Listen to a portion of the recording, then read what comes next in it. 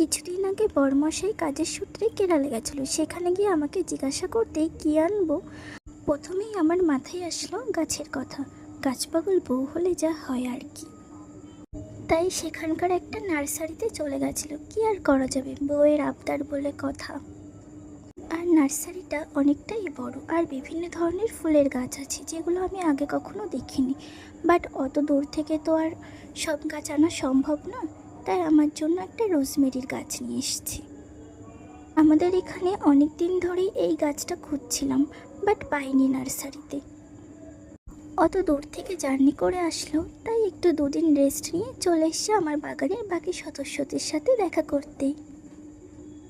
কি জানি নতুন পরিবেশেও কেমন থাকবে, তবে আমি আমার সাধ্য মতন চেষ্টা করব ওকে হেলদি আর সুস্থ রাখতে। ভিডিওটা যদি ভালো লেগে থাকে তবে প্লিজ সাবস্ক্রাইব করে দিও। বাই।